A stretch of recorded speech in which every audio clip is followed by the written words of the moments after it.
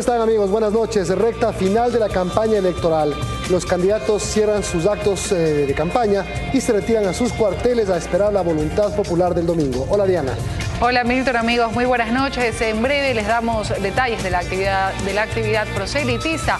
Empezamos, mientras tanto, 24 horas hoy con el mal tiempo en el país.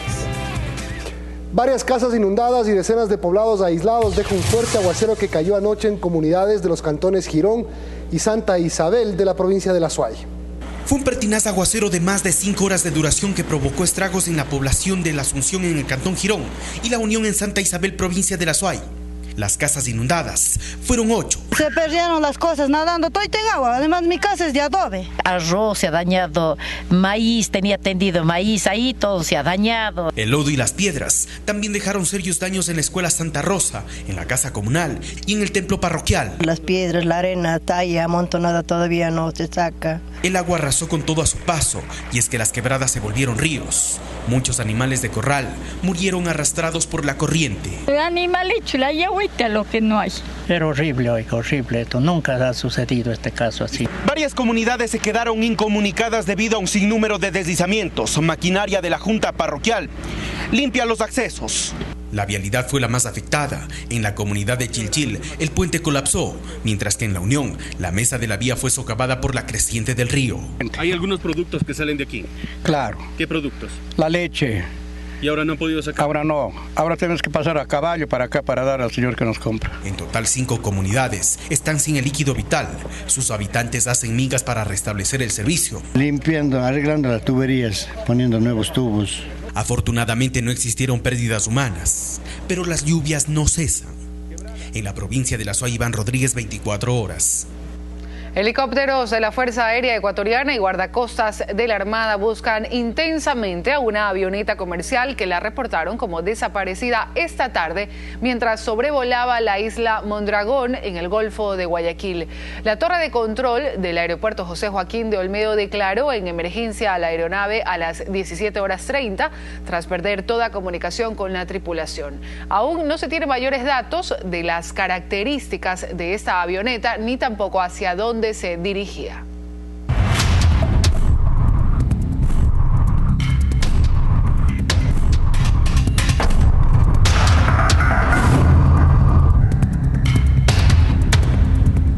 Continúa sin resultados la búsqueda de los 19 prófugos de La Roca, la cárcel de máxima seguridad de Guayaquil. La Fiscalía investiga al director y a los celadores que están con orden de prisión. Esta fuga no es una casualidad. Esta fuga no fue de un momento a otro. Esta fuga se había planificado varios meses antes. No es casualidad, dice el ministro del Interior, que en feriado los internos de La Roca estaban armados. Y tampoco es casualidad que les esperaban unas barcazas para la huida a través del río Daule. Pero tampoco nunca fue casualidad que en el interior de la cárcel de máxima seguridad se conocía que los internos portaban armas, explosivos y droga, registrado en imágenes que presentamos hace algunas semanas en este noticiero y en los múltiples operativos que se realizaron a lo largo del 2012. Por lo que la investigación apunta en primera instancia hacia los guías penitenciarios y el director. Hay ciertas contradicciones en las versiones de cada uno, así como también existe o se presume que hay negligencia inclusive por parte del director. Fueron algunas de las razones por las que el juez que realizó las audiencias a los presuntos implicados dictaminó orden de prisión preventiva. 13 guías y el director de La Roca, tal como lo dispuso el juez, permanecen detenidos en la cárcel número 1 de varones, no en la penitenciaría del Litoral, para evitar cualquier tipo de represalia por parte de los internos. Y la guía número 14, la única de sexo femenino, permanece en su vivienda bajo arresto domiciliario y con la prohibición de salir del país. Pero según algunos familiares de los celadores, dentro de los detenidos se encuentran guías a quienes no les correspondía trabajar ese día en La Roca. El jefe de grupo le baja y le manda a la Roca. Él le tocaba acá en la penitenciaría. Y además denuncian las condiciones en las que realizaban su trabajo, sin los implementos necesarios de defensa, y que de esto debía encargarse a tiempo el Ministerio de Justicia, pero no lo hizo. Si necesitaba de un gas, tenía que ir a comprar un gas. Si necesitaba una esposa, hasta el cinturones. La policía continúa buscando a los 19 prófugos y piden a la ciudadanía alguna pista, recompensada con dinero, entre $50,000 a $100,000. Natalie Toledo, 24 horas. Y la policía intensificó por tierra y aire los operativos de búsqueda de los 19 prófugos de La Roca. En Manabí, los jueces y fiscales que sentenciaron a varios miembros de la banda de Los Choneros temen represalias y piden seguridad. Cumplieron con su función, los declararon culpables, los sentenciaron y hoy necesitan resguardo policial. Se trata de los fiscales y jueces del Sexto Tribunal de Garantías Penales de Manabí, quienes participaron del juicio en contra de los integrantes de la banda de Los Choneros, 8 de ellos hoy prófugos. Tenemos que respaldar a nuestros jueces, a nuestros fiscales que perdieron el temor y que han actuado de acuerdo a la ley, y eso lo vamos a hacer. Sin embargo, los jueces que manejaron la causa aseguran que el resguardo aún no se concreta.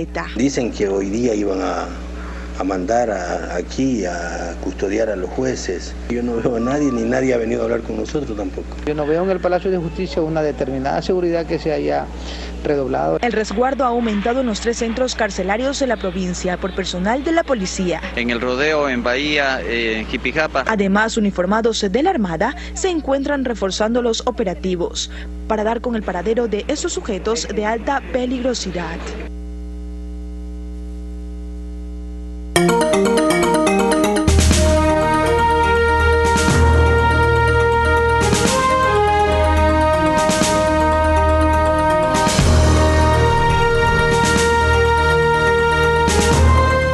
La Corporación Participación Ciudadana realizó una medición del tiempo de exposición que registran los candidatos a la presidencia en 23 medios de comunicación del país. Este informe refleja una amplia ventaja que se le dio a Rafael Correa en los medios públicos frente al resto de candidatos. La televisión es el medio que otorga el mayor tiempo de cobertura al tema de la campaña electoral. Según el informe de Participación Ciudadana, 4.040 minutos en total, de los cuales el más expuesto es el candidato Rafael Correa, con 1.436 minutos. Luego, Guillermo Lasso, con menos de la mitad, 601 minutos, seguido de Mauricio Rodas, con 443 minutos, Alberto Acosta, con 386, Nelson Zavala, con 329, Lucio Gutiérrez, con 323, Norman Ray, con 262 y en último lugar Álvaro Novoa con 259 minutos de exposición. En televisión pública y televisión privada también hay una diferencia importante, ¿no es cierto? Que va, por ejemplo, de prácticamente de 2-1 en el caso de la televisión pública hasta 3-1 frente a los demás candidatos, y en cambio en la televisión privada hay un poco más de equilibrio. Ecuador TV, por ejemplo, le dio al candidato Rafael Correa 281 minutos al aire, más del doble que al candidato Guillermo Lasso con 131 minutos y el resto de candidatos alrededor de 30 minutos. En Gama TV sucede lo mismo. Al candidato Rafael Correa se le otorgó 355 minutos de exposición al aire, mientras que al siguiente en tiempo, Mauricio Rodas, se le dio menos de la tercera parte, 101 minutos. Según el mismo informe de Participación Ciudadana, las cadenas Teleamazonas y Ecuavisa son las más equitativas en cuanto al tiempo otorgado al aire. Ecuavisa alrededor de 70 minutos por cada candidato y Teleamazonas alrededor de 40 minutos por cada candidato. En ambos canales, el candidato Rafael Correa obtuvo una exposición de cerca de los 20 minutos, tomando en cuenta que el candidato Correa se ha negado a dar entrevistas, ya sea en vivo o pregrabadas, a estos medios de comunicación, pese a las múltiples peticiones de los mismos. El caso de Teleamazonas, al margen de que fue o no fue el candidato, digamos, hay un poco de equilibrio en los tiempos que se han tomado en cuenta. Gisela Bayona, 24 horas. Los 8 binomios presidenciables empezaron sus cierres de campaña de cuando restan, ustedes lo saben, poco menos de 28 horas para el silencio electoral.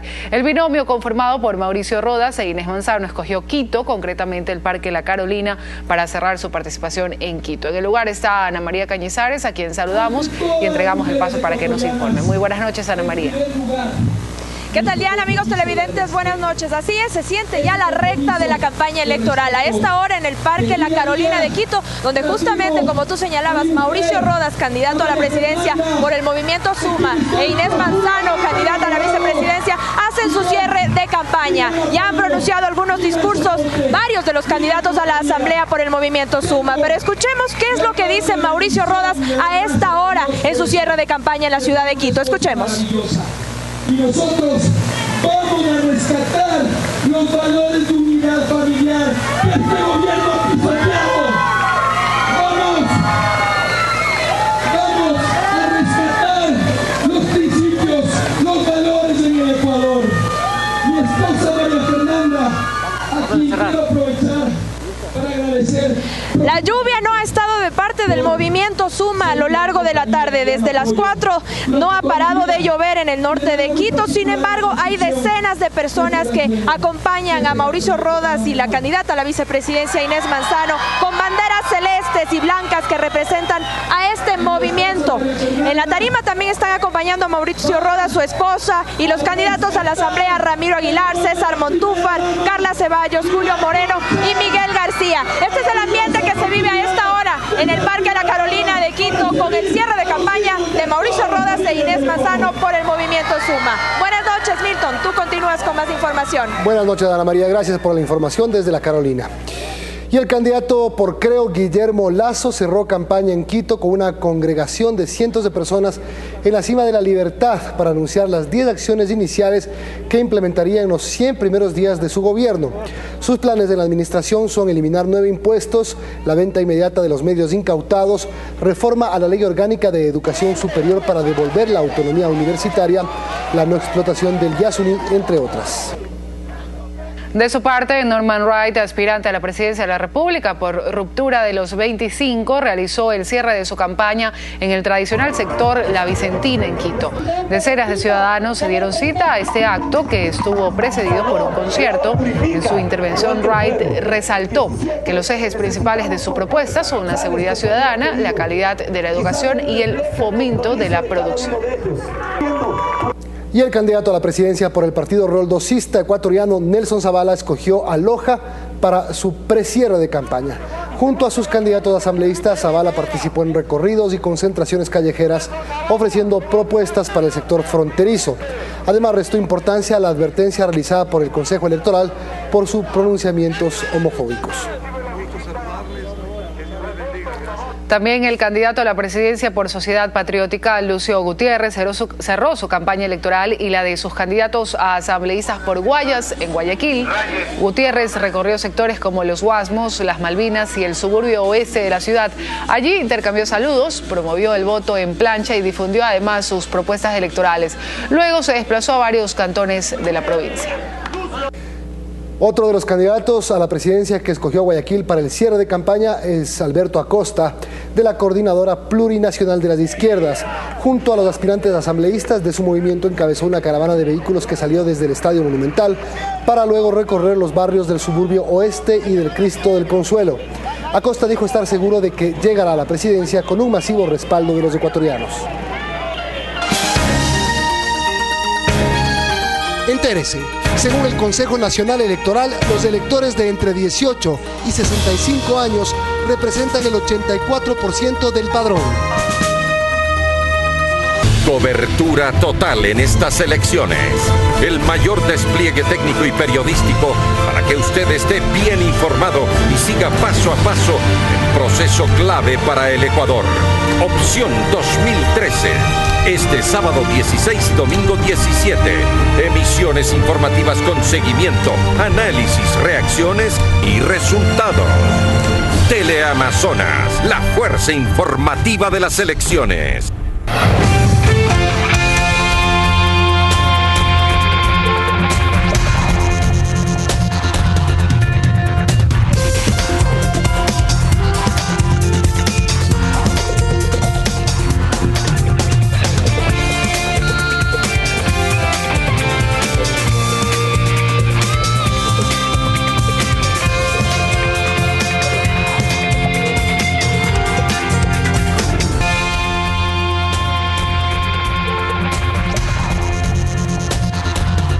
Este noticiero es retransmitido por Forever 92.5 en Guayaquil, Exa 92.5 en Quito, la radio de la cadena Democracia y por Excelencia Radio 100.1 en Cuenca.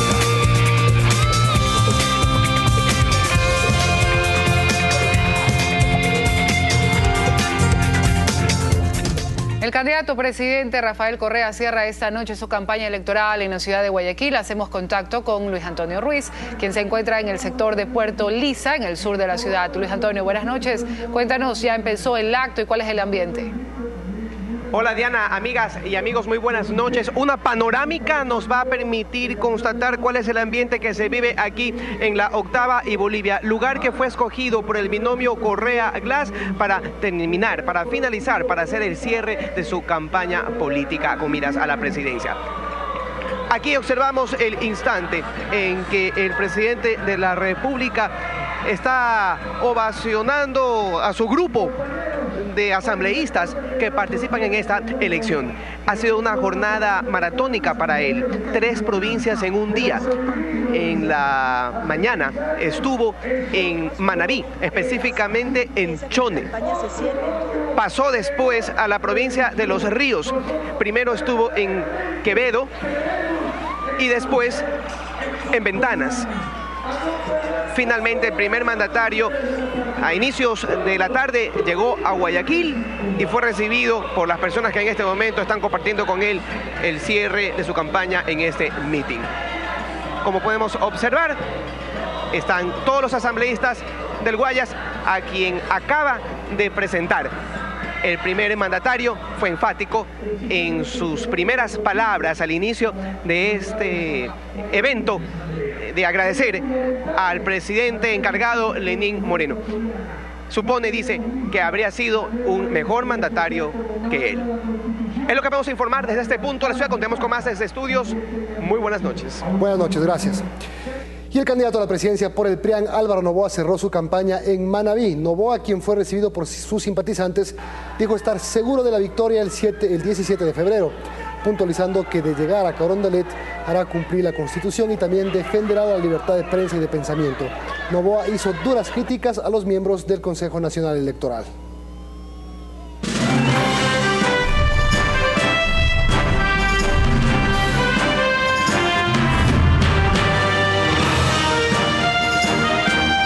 Ministro de Energía, expresidente de la Asamblea Constituyente y ex coideario y amigo del presidente Rafael Correa es Alberto Acosta, nuestro siguiente al segmento El Candidato a Fondo. ¿Es usted el que menos se lo ve con alguien de su familia? Extremista, como él mismo se califica, Alberto Acosta nos recibió, pero no quiso hacerlo en su casa, ni tampoco quiso que lo acompañara alguien de su familia en la entrevista. ¿Por qué le es tan difícil el tratar de estar en su ambiente personal, en su familia, mostrarla públicamente? Porque yo creo que la familia es algo muy personal y yo no quiero aprovechar de lo que es mi familia, que es maravillosa, para obtener votos. Me parece que eso no es lo correcto, porque yo no voy a llevar mi familia al gobierno y mi familia no va a venir a trabajar ningún pariente. Ya más relajado, se trasladó a su infancia, donde con pocos años en la Escuela Marista Borja II de Quito empezaba a mostrar sus afinidades con la política. Cuando yo estaba en 5º grado de escuela, hace mucho tiempo, a mediados del siglo pasado, era el fin de año, entonces se premiaba a los mejores alumnos y a los que habían ganado este tipo de concursos, leyeron el nombre del seudónimo de la persona que había ganado, Eloy Alfaro, y pasé yo adelante a recibir el premio. Claro, gran parte de la familia hizo como condorito, plop. Y todavía en esa época había el enfrentamiento liberales-conservadores, entonces yo creo que desde muy niño tuve ese espíritu rebelde. Quizás desde antes. Espíritu rebelde que dejó salir en medio de una familia muy conservadora, cercana a la élite bancaria y a la Iglesia Católica. Bueno, en primer lugar, mis padres no eran de una familia muy acomodada, ellos mismos.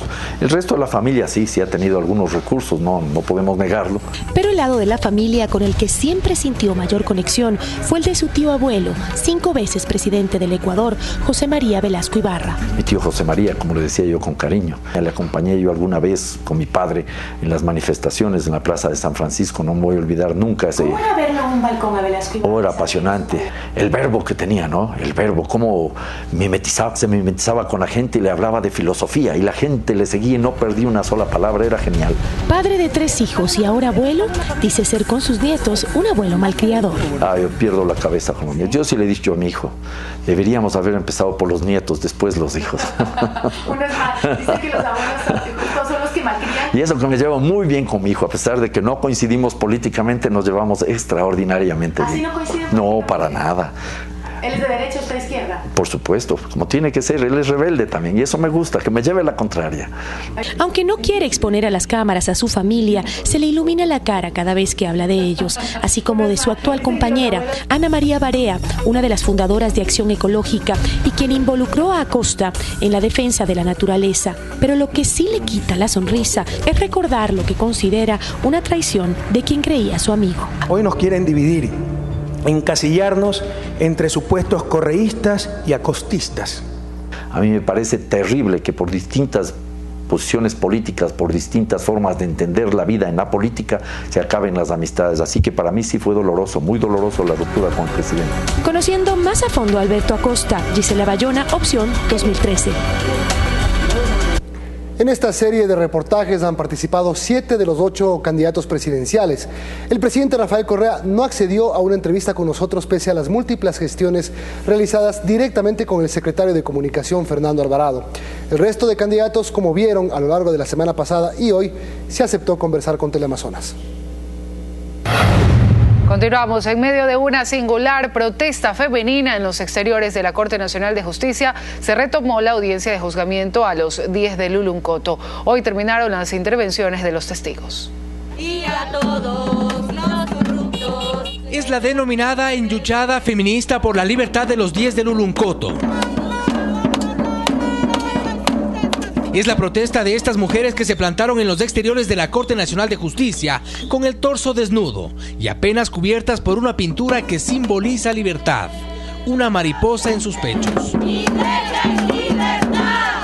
Lo hacen en uno de los momentos decisivos del proceso que se sigue por supuesto sabotaje y terrorismo de los 10 de Luluncoto. Y una vez que ha declarado el último testigo en este proceso, la defensa insiste como en el principio que no hay pruebas en contra de las detenidas y de los procesados. No encontramos un solo elemento en la prueba que permita establecer ninguna responsabilidad de ellos en el delito que se investiga. Cristina Campaña y Abigail Heras son al momento las únicas que permanecen detenidas en un proceso que investiga supuestos actos terroristas por parte de 10 jóvenes detenidos en marzo del 2012. No somos familiares, no somos amigos, somos hombres y mujeres que amamos la libertad. Una vez que ha concluido la declaración de los testigos, en un número aproximado de 30, se ha reinstalado la audiencia con los alegatos de los abogados y representantes de la Fiscalía.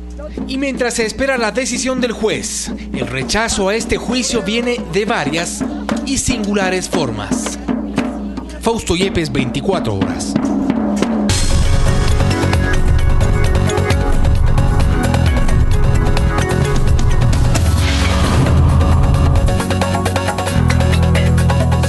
Y ya a menos de una semana de la inauguración de las operaciones aéreas en el aeropuerto Tababela, no existe señalización en las vías para llegar hasta la terminal.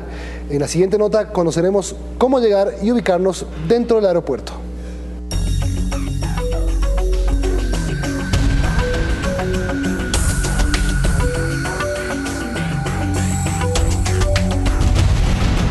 La vía Quito, Cumbayá, Tumbaco, Pifo, Tababela será sin duda la más utilizada para llegar al nuevo aeropuerto de Quito. El problema es que una semana antes de que entre en operaciones, no existe aún señalización que indique cómo llegar a la nueva terminal aérea. Hasta que esta señalización se coloque, usted puede orientarse desde Cumbayá, tomando el paso deprimido para continuar rumbo a Tumbaco. La vía está en buen estado, cuenta con 3 carriles, pero hay varios tramos en los que la vía se reduce a 2 y hasta un solo carril, como ocurre varios kilómetros antes de llegar al puente sobre el río Chiche, por ejemplo, que podría generar un cuello de botella en horas pico.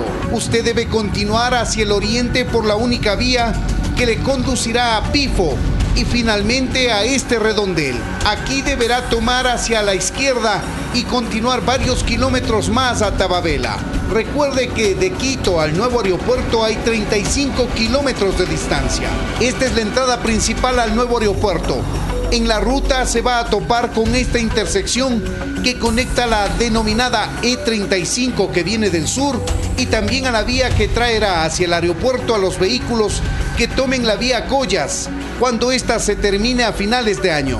Finalmente entrará a la recta que le conducirá al nuevo aeropuerto. ingresa en sentido sur-norte y lo primero que deberá pasar es este control de ingreso de vehículos que se colocará en los próximos días. Por aquí pasarán todos los autos que ingresen al aeropuerto, cuya terminal tiene 2 plantas. En la parte superior se utilizará para salidas nacionales e internacionales. Y la planta baja, debajo del puente, usted podrá ir a recoger a quienes llegan de un vuelo nacional o internacional. Después de dejar al viajero con su equipaje, usted puede seguir la vía que le conducirá al parqueadero. Dentro de la terminal usted tendrá una amplia zona y 4 sectores de counter, 2 nacionales y 2 internacionales. Aquí está listo el sistema de chequeo de equipaje y emisión de su pasaje. En la zona central usted podrá autochequearse en estas máquinas que ya están calibradas. Si usted ingresa por la parte central de la terminal, tendrá la puerta de vuelos internacionales a la izquierda y vuelos nacionales a la derecha, tanto para llegadas como para salidas, en el primer piso y en la planta baja. Una vez que ha chequeado su equipaje y tiene su pasaje a bordo, podrá cruzar una de estas puertas que le conducirá hacia los filtros de seguridad.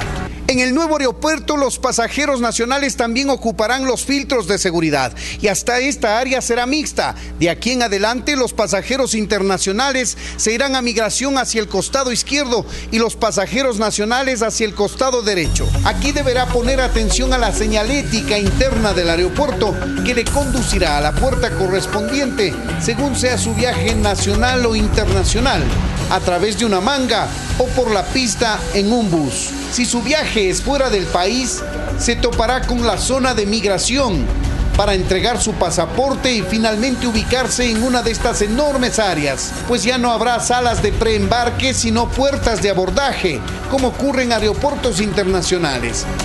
En Quito, Freddy Paredes, 24 horas.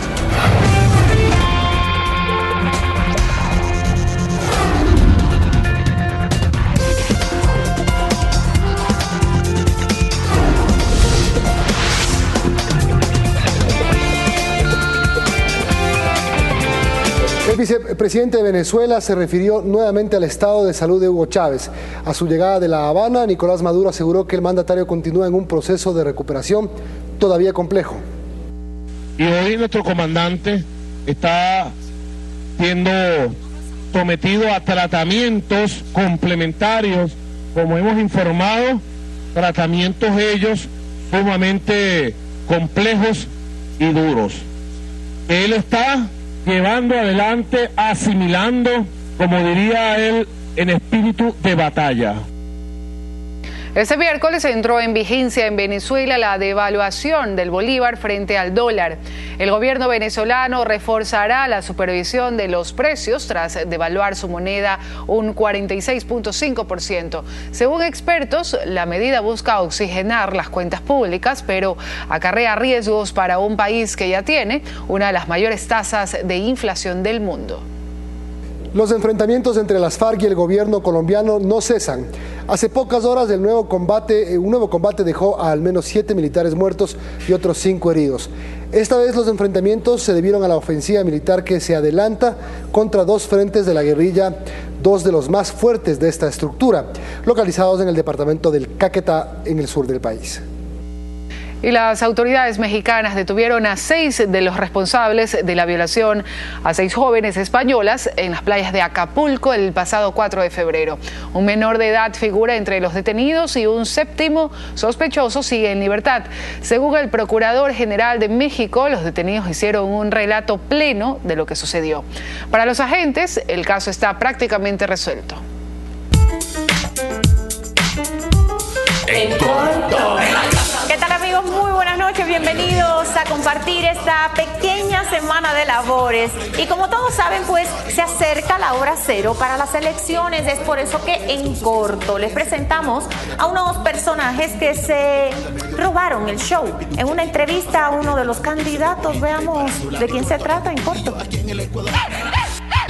Resulta que el protagonista en este perfil no fue el presidenciable Norman Ray, sino uno de sus 2 fieles y traviesos perritos. ¡Cuidado, me orinan! ¡Esa nota! Uy, pero ese no fue el único temor. El moro que te quiere morder el pie. Pues ponerle pausa un ratito. Si no ve que el perrito a la presentadora se quiere comer. Ahí le damos trabajo en corto. Allá, así. Claro, pues. ¿Acordaron ya con el corto esto? Irán así. Es que sí le están pidiendo el pie. Están pidiendo el pie. Ay. Moro, caramba. Tranquilo, Norman, no se enoje. Ay. Bueno, como íbamos diciendo. Y cuando con la entrevista quisieron continuar. Digamos que qué horror. ¿Y ahora qué pasó? Sí, se le da la atención total y completa. Por favor. El baile del perrito, el baile del perrito. Moro, estamos en una entrevista para televisión, por favor, compórtate. Ay, pero no ven que él es la estrella en este show. Que si le están pidiendo el pie, están pidiendo el pie. Moro, caramba. ¡Cuidado, me orinan! Ale Boada, en corto. ¿Qué tal? Famosísimo se hizo Moro. Hermosos ambos perritos. Vamos ahora con noticias reales. Les cuento que Kate Middleton fue captada nuevamente en bikini durante unas recientes vacaciones en el Caribe en compañía de su esposo, el príncipe Guillermo. La residencia oficial del príncipe de Gales ha condenado esta publicación de la revista italiana Chilla, que considera una violación a la privacidad de la pareja. La revista británica, sin embargo, se defiende, alegando que solo muestran a una pareja enamorada. Bueno, en fin, vamos a continuar con nuestros temas politiqueros. Les cuento a continuación que encontramos al ministro Richard Espinosa en la playa, pero no precisamente bronceándose, señores, sino trabajando. ¿Ven qué? Porque él su feriado la pasó. Estamos acá limpiando las playas. Un duro trabajo que tal parece, con unas libritas menos, lo dejó. Tanto así que sus pantalones algo grandes le quedó.